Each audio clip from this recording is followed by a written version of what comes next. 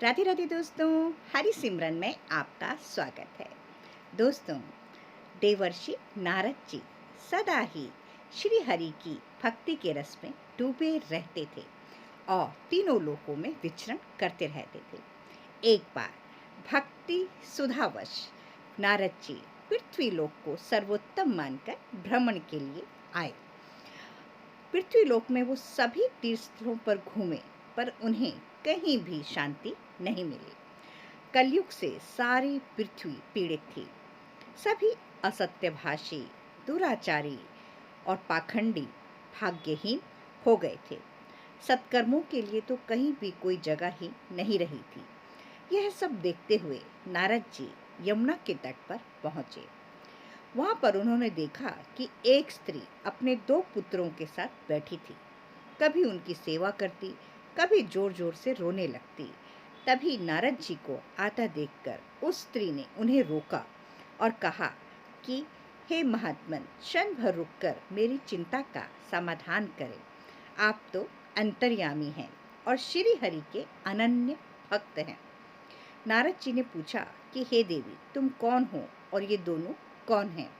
तब उस स्त्री ने बताया कि मेरा नाम भक्ति है और ये दोनों मेरे पुत्र हैं, ज्ञान और वैराग्य। तो नारद जी ने पूछा कि हे देवी, आप तो तरुण हैं और आपके पुत्र वृद्ध, ऐसा क्यों है? तब भक्ति ने अपनी कथा नारद जी को सुनाई और कहा कि मुझे पहले बहुत सम्मान प्राप्त था, किंतु कलयुग के प्रभाव के कारण और पाखंडियों के कारण मेरा व मेरे पुत्रों का बल व तेज क्षीण हो गया है और हम जगह जगह घूमे और दिन पर दिन हम निर्बल और निर्बल होते जा रहे हैं। लेकिन जब हम यहाँ वृंदावन पहुँचे तो मैं तरुण हो गई, लेकिन मेरे पुत्र वृद्ध और निस्तेज हो गए और अब वो उठते भी नहीं हैं।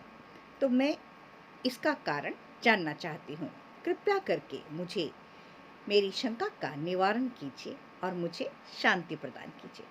तब नारद जी बोले कि मैं अपनी ज्ञान दृष्टि से देखकर तुम्हारे दुख के कारण का पता लगाता हूँ।